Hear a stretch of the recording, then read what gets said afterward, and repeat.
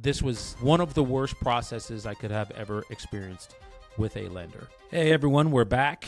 We are back for another episode, and here we're going to be talking about where we left off previous, which is I get my mortgage approval finally after all this time. We're also going to talk about why it is important to find a lender that you can trust. I have a high level of dissatisfaction with my lender at this juncture, and we'll get into why.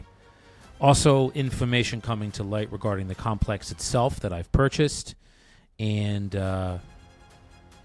some other things, where we are in the renovation, the time frame of the renovation, closing, because we're going to get into closing. So this is going to be a really strong and powerful episode for y'all when it comes to the end process of closing. Okay, so first I'm going to get into right now my lender. I know we have spoken a lot about finding a really reputable, trustworthy lender. And guys, I've been in this industry over 20 years, and I'm prone to making mistakes. This was a mistake to find this lender. Now, the initial gentleman who reached out to me, I have no problem with. He's young, and he was aggressive and hungry and looking for business, and he's very proactive. And if I was dealing with him the whole time, I wouldn't have any issues with them. I did not. I ended up getting put into contact with his superior, and from there, it wasn't a good experience. So first, we initially went into this as you all know, a full doc program. When you go into a loan and get financed for a loan with a full doc program, you are going to get the best interest rates that any lender has. Your income is verified and it's bona fide, and there's no guesswork with it. It's all in front of the lender. So the risk to the lender is very low, so they will give you the lowest rate possible. What happened was, during the process, say maybe 2 weeks to 2.5 weeks before closing, we get the condo questionnaire back from the lender or from the management company about the complex itself. So there's 39 units in this complex. And what happens is there's a management company that manages all of the units. If there's problems, the management company will send out contractors or plumbers or electricians, whatever's needed. So they manage the complex, and part of your homeowners association dues goes to them managing it. So when a lender is financing a condominium or a townhouse where there's an association and different units, they want to know what's going on within that complex. How many units are delinquent on their dues, how much they're delinquent, things like how many units are owner-occupied as opposed to how many units are owned by investors that rent them. That's a very big factor in what a lender is going to do as far as risk tolerance. If you have a complex that has a very high investor concentration, then it's a big risk, and many lenders won't even lend on the complex. So when we get the questionnaire back, the management company put on there that there is an 83% investor concentration there.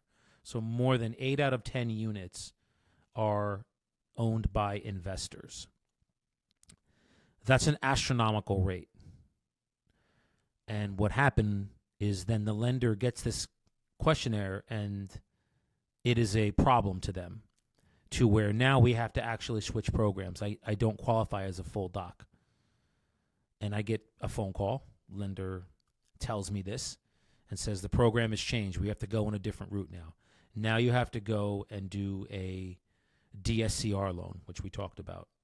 The rates on the DSCR loan tend to be higher.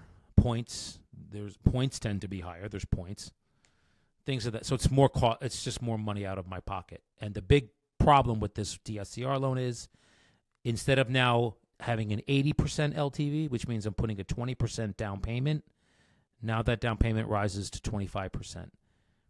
Okay, they were even going to try and make me put down 30%. I just said I'm not going to do it. And then they said, well, let me see if I can find a lender that'll do 25. They said they found one. So, but immediately now my radar's up that they're telling me all these things. And if you're initially telling me it's going to be 30, and then I push back, and you're like, all right, well, let me see what I can do. that tells me right off the bat that I'm going to have problems with what you're telling me because it's not set in stone. There's leeway, and there's leeway in it, and you're not giving me the benefit of the leeway, considering how much I've stuck with you with this process so far. So now we have to go to a DSCR loan because of the investor concentration. About a week passes, and we're getting ready to do the final underwrite. And the management company tells us and the lender, we screwed up. That condo questionnaire is not correct. It's actually 83% owner-occupied and only 17% investor concentration, which completely changes everything, obviously. Because now it's mostly owner-occupied. People that own the units live in them. The risk for the lender goes way down. I can go back to a full doc and be okay. I tell my lender this, and what does my lender say to me? Now, not the person, the young gentleman who initially reached out. This is his boss. Dan, it doesn't matter. The questionnaire doesn't matter. And I said to him, well, what do you mean it doesn't matter? Of course it matters. I know it matters. That was one of your biggest hurdles. Well, there's other exceptions that we have to take on the loan, and that's not going to matter. And he would not go back to his underwriters and change the program back. He's telling me it doesn't matter. Now, I know that it does, and I have to be judicious with how I say this. To sit here and tell somebody who's been in the industry for as long as I have that when you go from an 83% investor concentration to an 83% owner-occupied concentration, that doesn't matter on your loan program is just factual. It's just false. And I know it's false. And he stuck to his guns. And what I believe happened is he was making more on the spread of me going DSCR with points than me doing the full doc loan. And him having to go back to his underwriters, change the program, go back to the lender who he initially had. And it's a process. Probably would take a few days. I don't think he wanted to do that. So he told me it doesn't matter. This is where getting a reputable lender comes into play. I am disgusted that this is what happened, but at the end of the day, what can I do? So I had some words with him, told him how dissatisfied I was with them and with him, that he's telling me this, and he's, I can prove it, and this, that, and the other. And I said, the fact that you're even saying these things to me just lets me know that I'm never going to do business with them again. So you've already, you've burnt a bridge on somebody who's going to be, buying and selling property at a regular clip. And so I'm thinking in my brain, congratulations. You made your money off me on one deal, and it's not even a big deal. It's a smaller priced deal. And this is how you're going to, start a relationship. So, fine. Okay.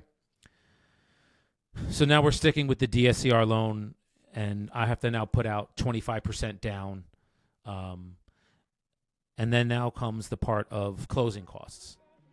From day one, my closing costs with this lender were never correct. They were always pumping in different costs and fees on the estimates, the loan estimates.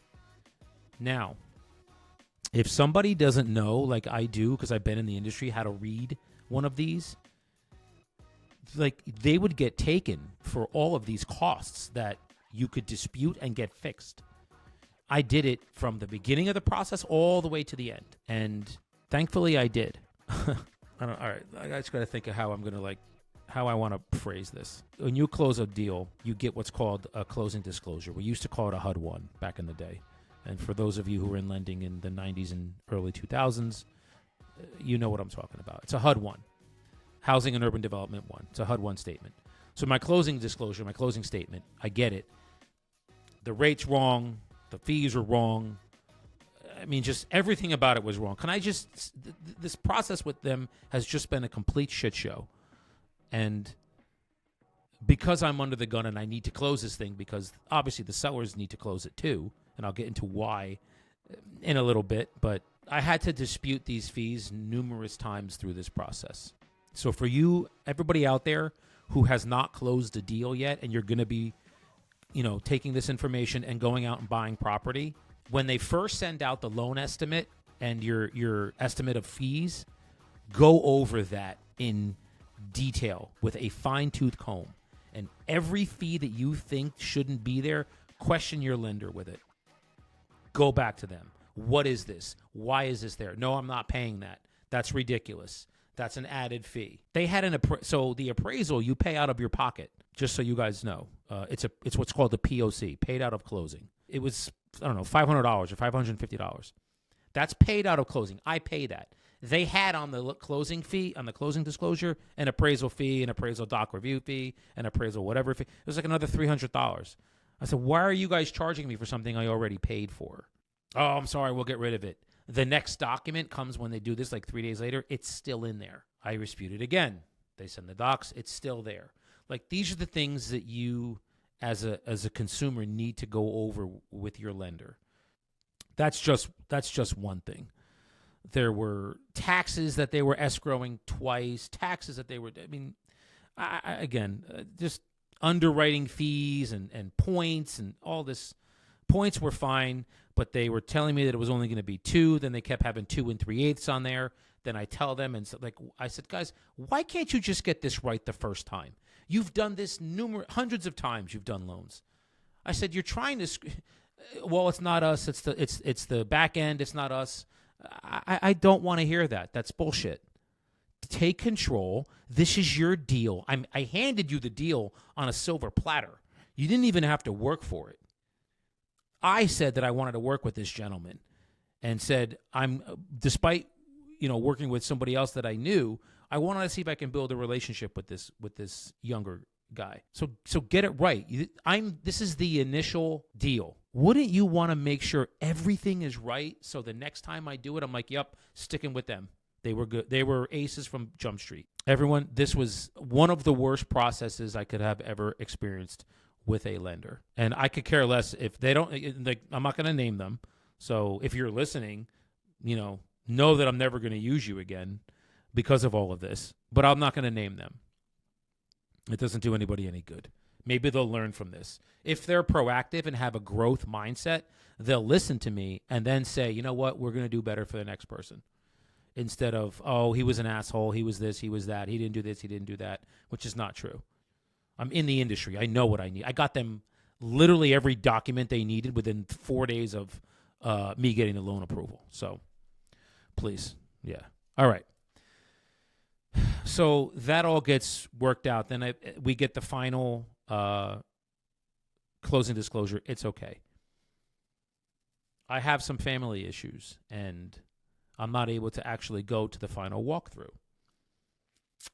This is where having a strong contractor comes into play. I call him and say, hey, I have the final walkthrough on a Friday. I can't. I'm literally in the ER with a family member, and I can't be there. So he says, no problem. I'll FaceTime you, and we'll do the walkthrough together. It'll be like you're here, and I'm here. So he does the walkthrough, and wow, we find a myriad of issues that were covered up by the seller when we did the initial inspection. And the most important being, outside there's a chimney. There's a fireplace inside. There's a chimney, and there was leaking around the chimney, and water was coming in at a high rate. Now, when we initially did the inspection, the inspector noted that the flashing wasn't right and there might be a problem. What we think happened was the water stain that was there was dry. Very evident that it wasn't fresh. But why was that? Because it hadn't rained when we were there or snowed in weeks. It wasn't fresh. When we did the walkthrough, it had just rained 2 days before and rained heavy. It was soaked. Now, of course, these people living here for however long they did, 10 years or longer than that probably. I think it was longer. I think they lived there 15 years. They knew that, but didn't disclose it to me. Now, I don't know. Can I go after them? Probably, but at this point, it was like, all right, well, can we? So I'm talking to my contractor. I say, all right, this is going to be an added issue, right? And he's like, absolutely. We got to seal this thing, get it right.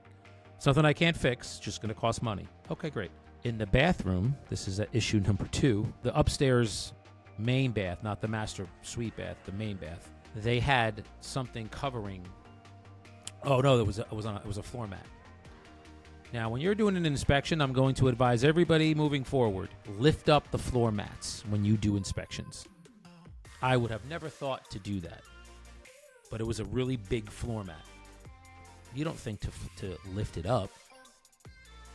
Do it moving forward, because downstairs on the main level, which is right above this bathroom, there was a piece of like a piece of drywall, like drilled in above. It was probably a good, 4x6 piece sitting on the. They drilled it up on the wall. And we said, well, when we initially walked into to buy the place, I said, "What is that?" to the seller who was there, and he said, "Oh, we had a leak in the toilet. We fixed it, and now it's we just put that up there because we didn't fix the ceiling."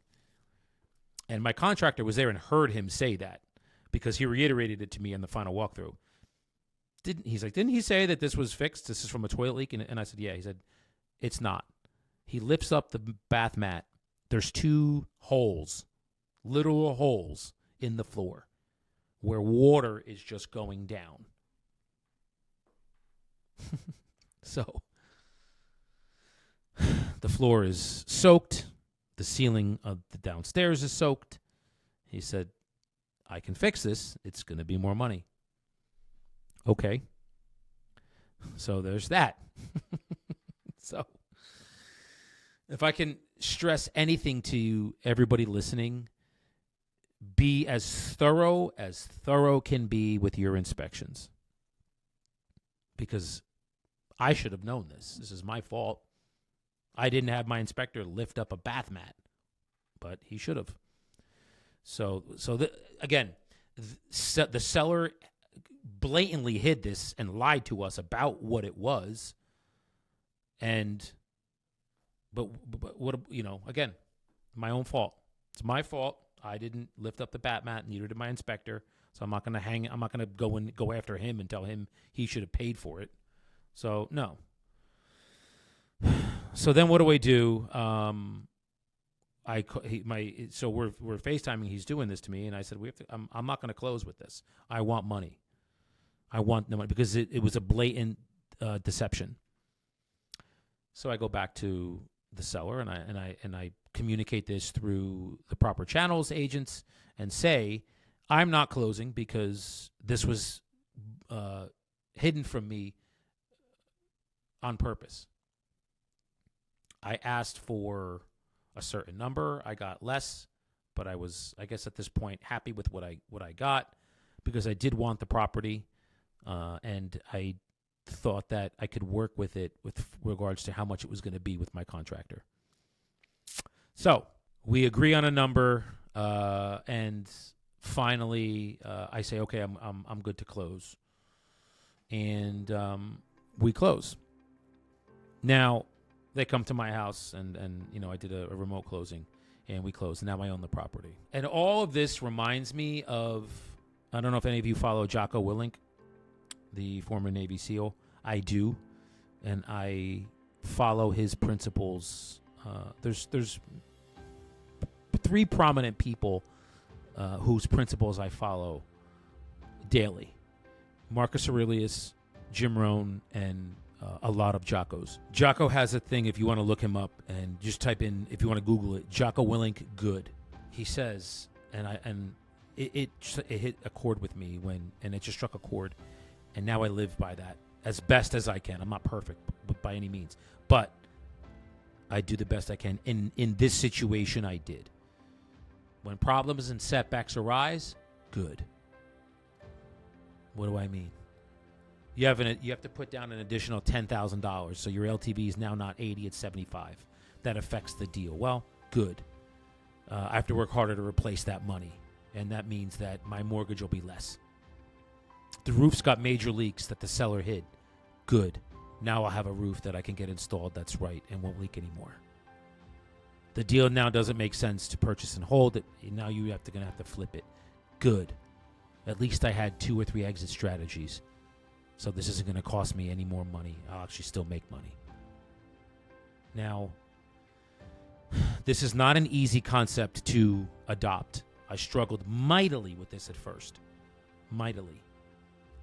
Because when you have an initial thought of how things should be, expectations, and when those expectations aren't met, my natural tendency would be to get frustrated and ask why. Why me? But as you install this mindset into your mind and you do it, it just triggers it like a snap of a finger. The minute something doesn't go your way, good. What's the good that can come from it? And you list that in your head. It became very, very easy, and less will bother you. So Jocko Willink, good. So now I own this property, and already it's becoming and starting to become a money pit. Before I could even get the contractor started, I need to get the power changed into my name with the power company.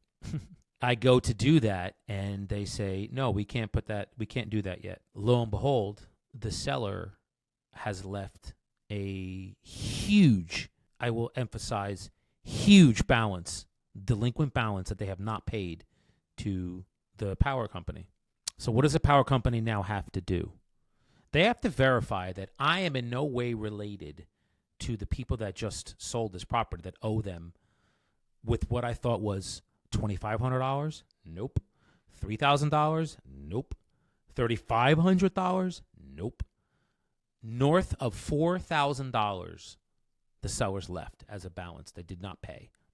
I say to Pico, how do you guys not turn anybody off? Like, do you just let the bills rise? To which I could not get a straight answer. So, because I don't think in New Jersey that's the case. I've never had a delinquent power bill, but I think if you go like at least 3 to 4 months, they just turn you off. I don't think in Pennsylvania they do that. So I now have to wait. And plus what they need to do is verify my LLC and that the LLC doesn't have anything to do with these people. What do they say? They say, oh, Dan, it's going to take 10 business days for us to do this. I said, guys, it's 20 degrees outside. What can I do to expedite this process? I have a contractor in there that's ready to work. Sorry, it's 10 business days. Now I have to tell my contractor, hey, you can't, I don't know if you want to go into work there, but you're going to work there with no heat. And, I don't know how much you can do. He did a few days and then said, there's nothing else I can do because I need the power on. So we lost almost 2 weeks because of the balance that the egregious balance the seller left. All right. Second part is it's becoming apparent that the property was not maintained, I'll just say, at all by the previous sellers. It's going to need extensive rewiring to put in the proper fixtures that I want to put in. Now, what happened was because there was no power in there for 10 days. So after 10 days, Pico finally turned the power on. Now, every other day I'm calling them to just make sure that they're working on this. I mean, because in my mind, it's like, so you're telling me it takes exactly 10 days, 10 business days to fix this, to which I'm getting an answer of yes, it takes us that long. So in my mind, I say to myself, why? So on the 10th day at 4 o'clock, it magically, you guys get your answers and that's how it works? And they're saying yes. So at 3 o'clock, I call them on the 10th day. It was a Friday, happened to be a Friday. I get bounced around. Then I'm starting to get different answers. And I lost it. I'll be honest, I lost it. I said, listen, you're obviously telling me something different than the other 3 people that I just talked to told. What that tells me is you don't know the answer. I'm not meaning to insult you, but you saying no shouldn't be a substitute for I don't know and I'm going to find out. So I need you to put somebody on the phone that does know and can find out.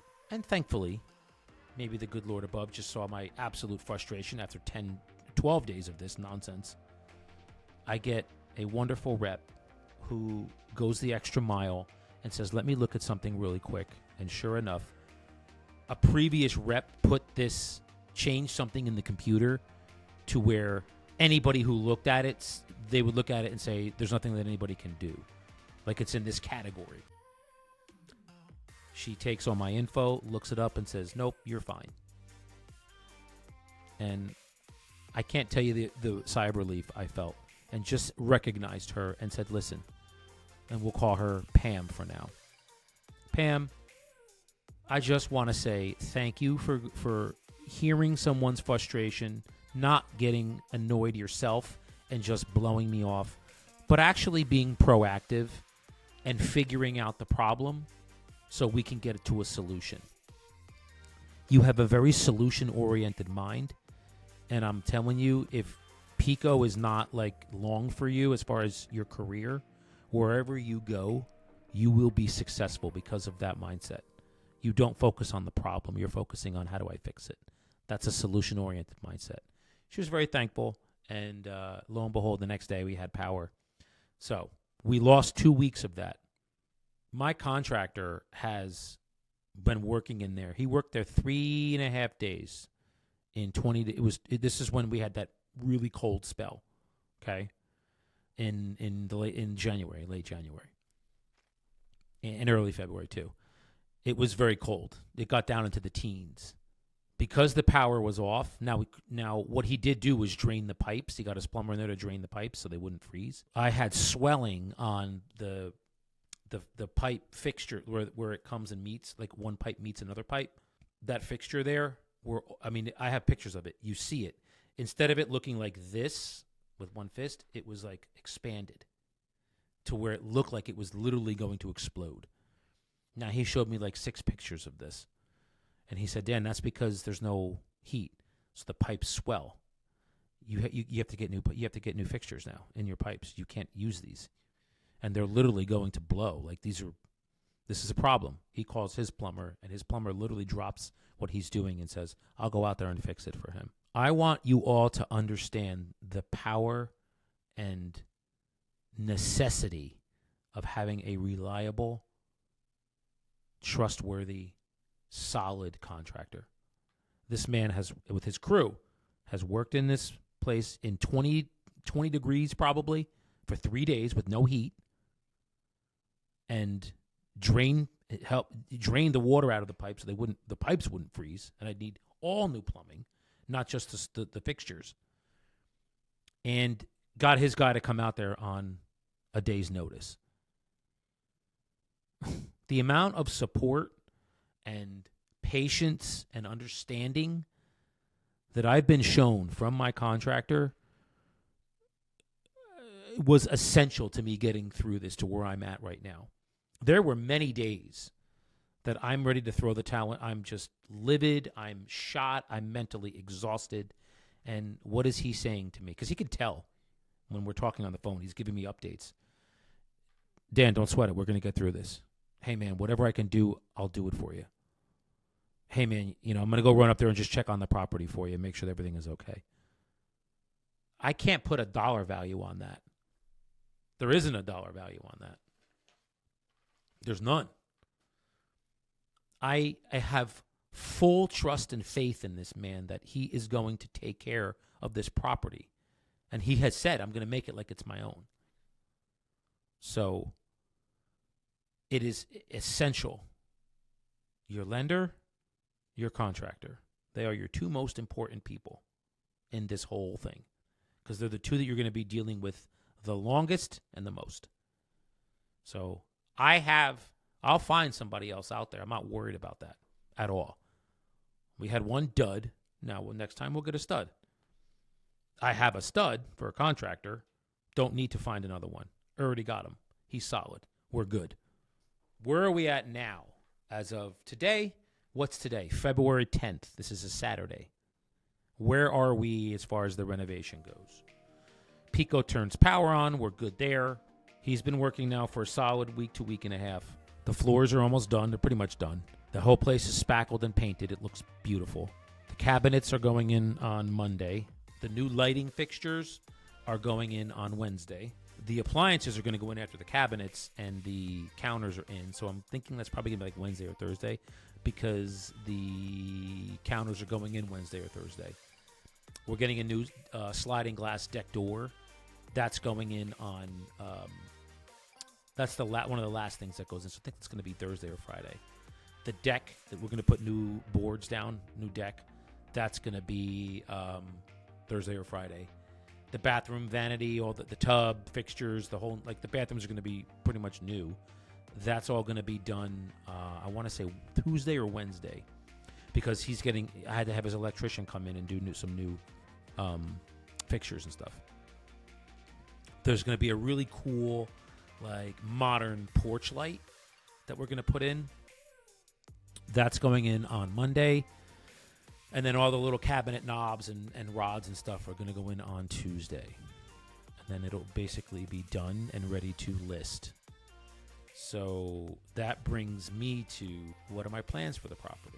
Anytime I purchase real estate, whether it's as an end user, and by an end user I mean you're going to buy it to live in it, or an investor, you're going to buy it and rent it or flip it.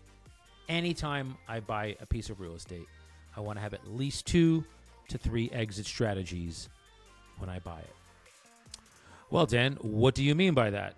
Great question. I will answer. So, if your original intent when you're buying a property is to rent the property out, and then as the process goes along and you're getting closer to renting it, and now you find out that the rental market has dipped and you're not getting the return on your investment as far as the cash flow from rent because rents have dropped, you can't rent it anymore. Well, what are you going to do? You have another exit strategy. Okay, well, I can just sell it. I can flip it, and I'll make money on that. Okay? You can still sell it for a profit and get out of the deal with that exit strategy instead of keeping it and renting it. If you wanted to flip it after the purchase, and now you're seeing as time goes on and your renovation is, closer to the point where the property is going to be done and completed, and now you're seeing the market has dipped and it's dropped. And with what you thought was, let's say, a $700,000, like a $700,000 flip, is now 600 or 550 because the markets, you had a big market swing. Now you can rent it, and you can rent it for cash flow, so you're still in the positive. Okay. Or what if both of those scenarios don't work?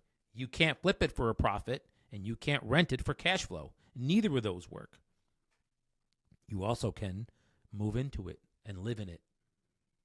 I've had owners and investors do that. They just buy it and they live in it for a couple years until the market, with whatever they wanted to do with it, flip it or rent it, that market increases to the point where they can actually make the profit. So that's 3 exit strategies to this one deal. Now, I could do that too if I wanted to. I don't want to move into it. So what I'm going to do, my initial, as you all know, we've gone over this in the with previous episodes, my initial purpose of this investment property was to rent it for cash flow. That took a major hit when I had to go to a DSCR loan because the lender said that this is the only way we could make the deal. And then when they wouldn't go back to a full doc, it made renting it less attractive because now I have more money into the deal that I could use for something else. It was almost $10,000 extra I had to put towards the down payment. So now immediately I'm saying to myself, all right, well, I could still rent it, which I was going to do, even with the extra 10 on top of my down payment. Then when my contractor gets a hold of this place, there's numerous things that I have to put extra money towards. Fixing the leak in the roof, fixing the hole in the bathroom, electrical, some different fixtures that we needed that were bad. They were just bad. Things like that. So now I'm doing the numbers, and it's too much money out of my pocket for the return that I'm looking to get on the rent. They weren't in proportion with each other. Initially they were, but because of all the extra money that I'm now putting out during the renovation too, it has changed the strategy completely to where now it doesn't make sense from a cash on cash perspective to keep the property and rent it. Now I'm just going to sell it. And now there's also a bigger hit with this too. Because they went DSCR loan are sometimes they're considered commercial loans. Well, what can you put on a commercial loan but a prepayment penalty? So they stuck me, and I got stuck with a prepayment penalty. 5 years. And it's not a tiered 5 years. It's a flat 5-year prepayment penalty. So I'm going to pay thousands of dollars now in a prepayment penalty, almost $6,000. So I have to now tack that on to the cost of doing this deal. I'll make money on this, but not nearly what I thought I was going to make initially. This whole process of start to finish issues and problems and all of these things coming up has just opened my mind up to so many more questions and details that I'm going to do up front with contractor, with inspector, with most importantly lender, that this should not happen again.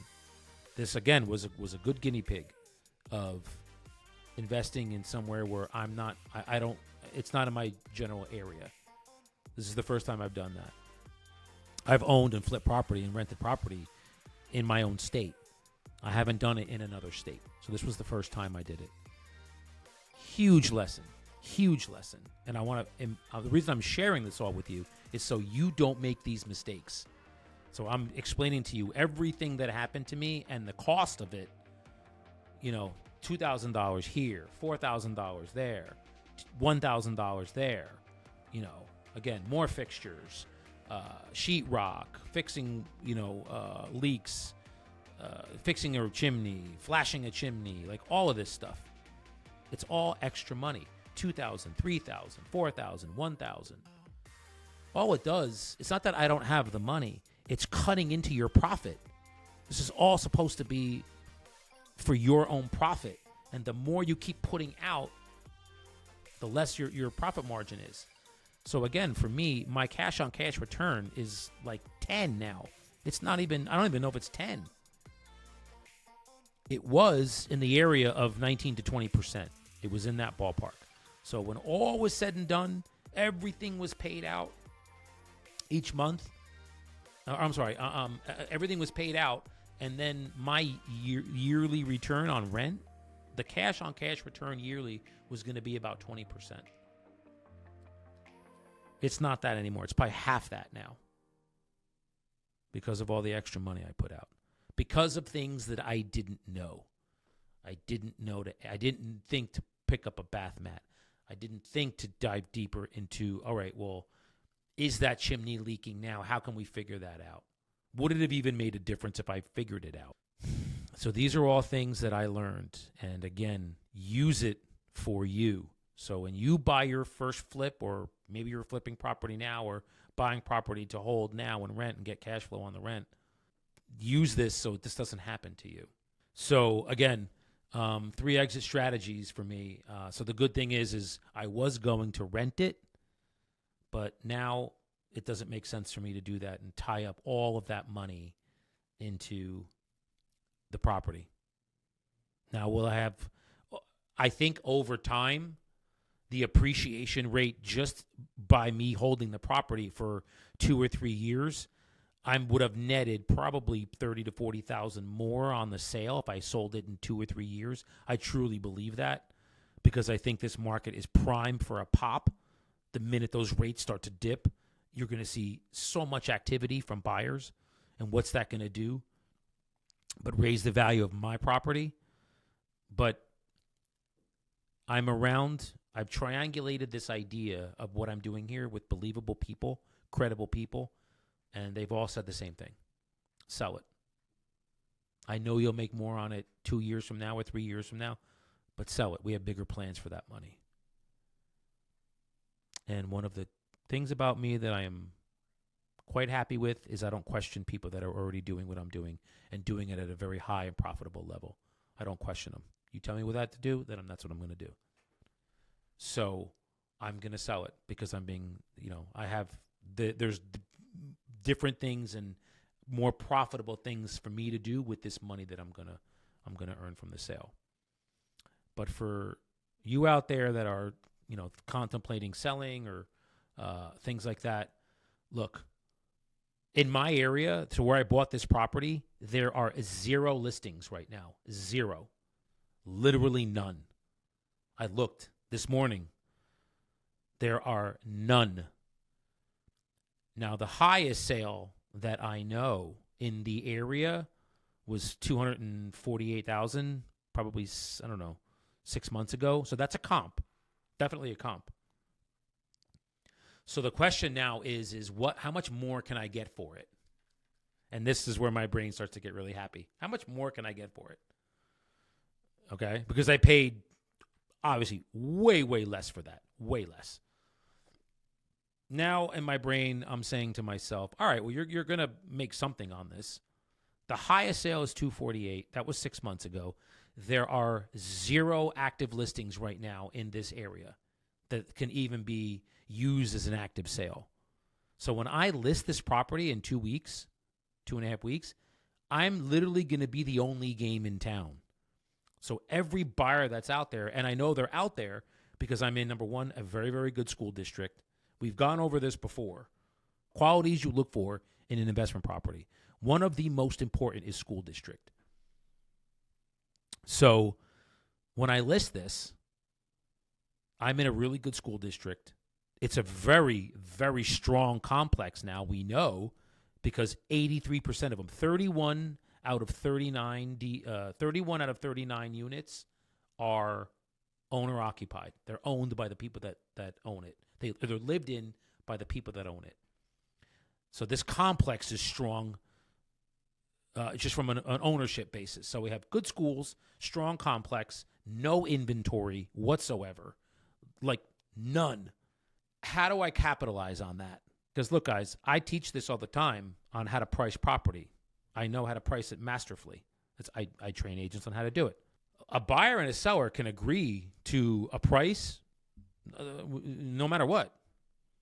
The bank appraiser has to also agree. There's that third party. So what is a bank appraiser going to do when there's literally nothing on the market now? So let's say I list it for, I don't know, $260, and I get a bidding war, which I know I'm going to get, and it gets bid up to $280. But there's no comps that are $280 because nothing has sold.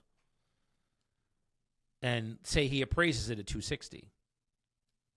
There's a $20,000 difference. I'm not, as a seller in a position of power with no inventory, I'm not going to probably, make up that shortfall. In a different market, maybe I meet him in the middle. Maybe I will meet him in the middle. I don't know. Buyer agrees to contribute $10,000. I drop the price $10,000. So we could do that. I might, but the position of power right now is me, solely because there's nothing on the market. So what I'm going to make sure that I do, this is very key, is whatever offer I accept, they are going to have, I want to know their assets. So if they're putting 20% down, and let's say they're putting down $50,000, I want to know they have another 40 to 50 sitting in the bank. I want to see that, because if this does underappraise, they're coming to the table with money. So know that if you are if you're selling a property and you're in that position, the highest offer, I say, is not always the best offer.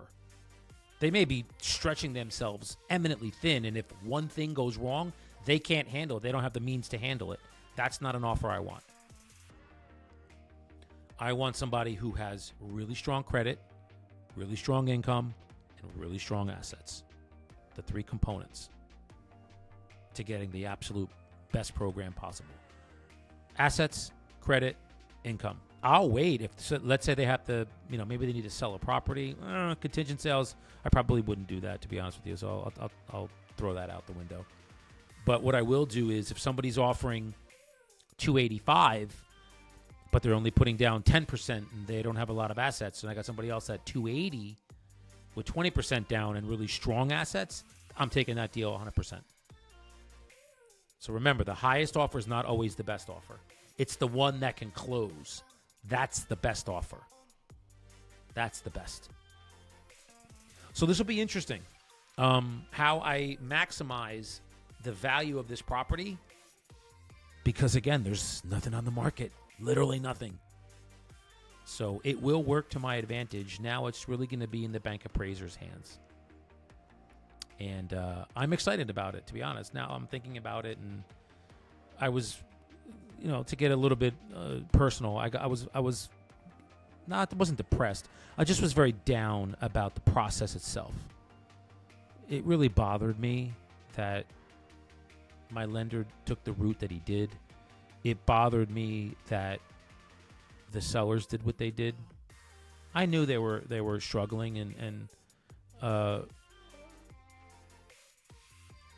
know this is business. I'll say this.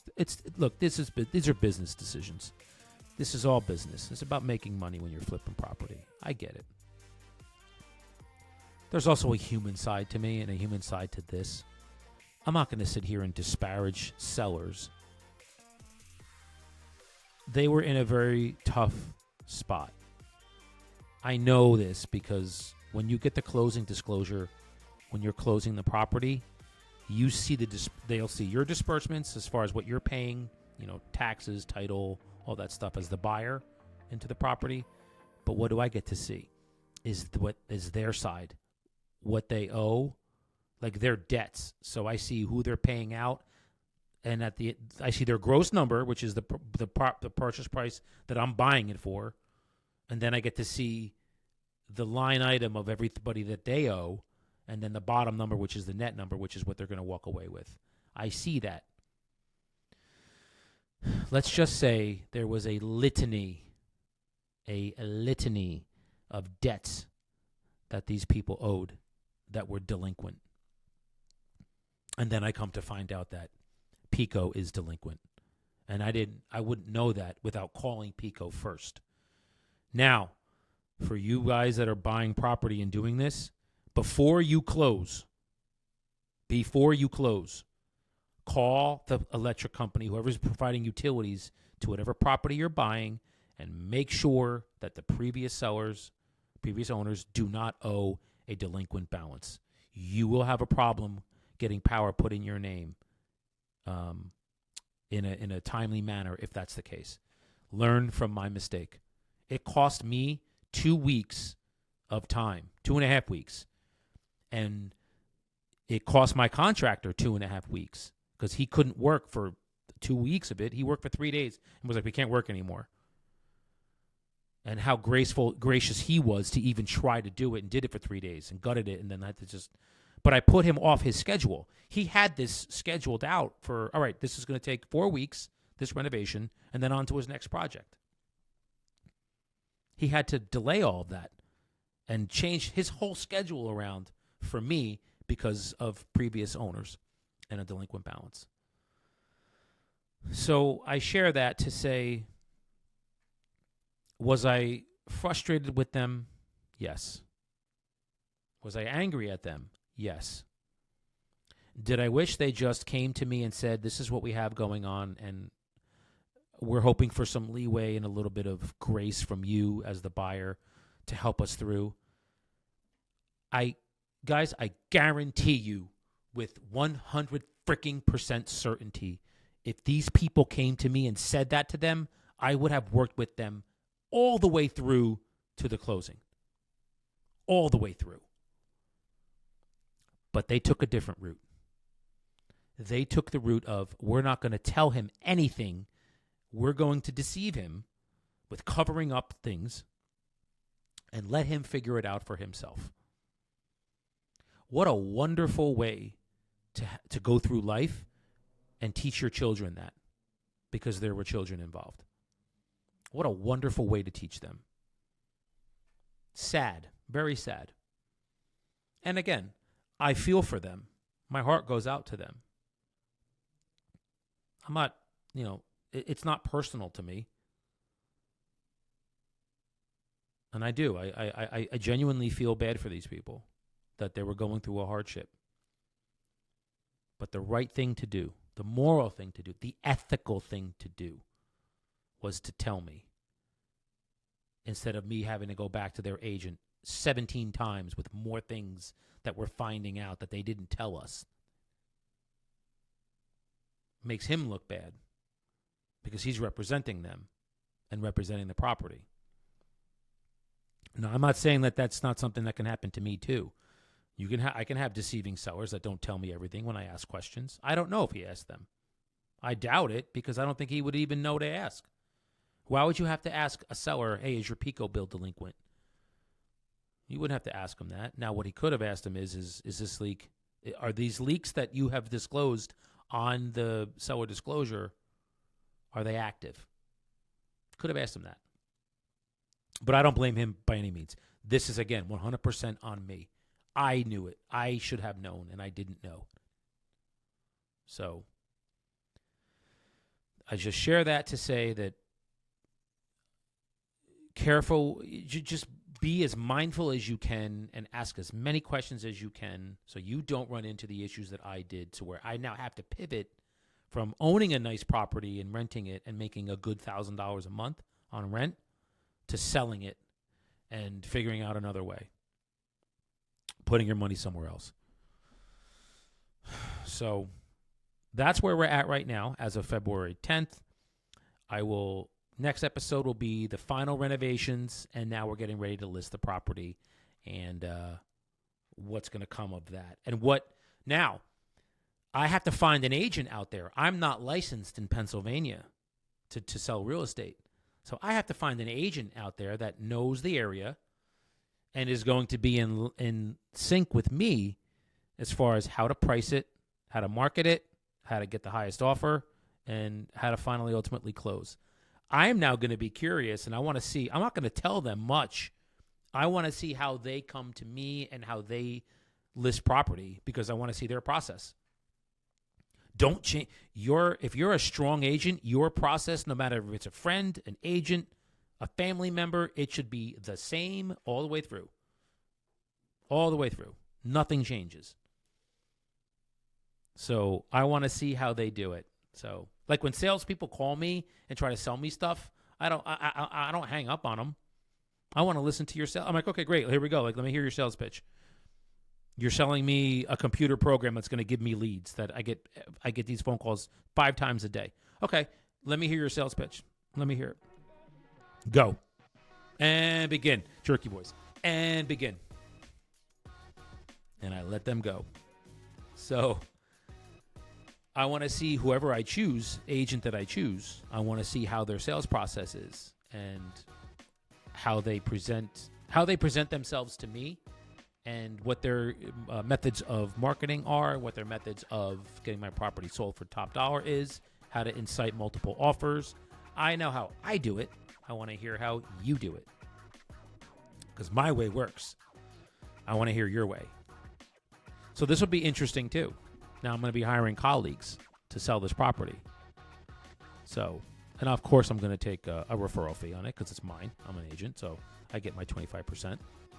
And let's see what happens. So that's where we're at. Next episode will be about the final renovation. Property's ready to sell. Now we're going to hire an agent and get it on the market for resale. So thanks all. It was fantastic. This was a great, I really feel good to share this with you. And I really hope that you're getting something out of it. Would love some feedback from y'all. Shoot me some comments, man. Hey, this is great information. Dude, you suck. And, go jump off a bridge because your podcast blows.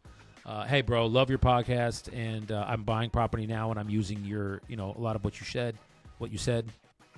Man, I love it all. So you guys are the reason that I'm here. The whole purpose of me doing this is for that. So let's rock and roll, y'all. Be well and love your life. I'll talk to you next time.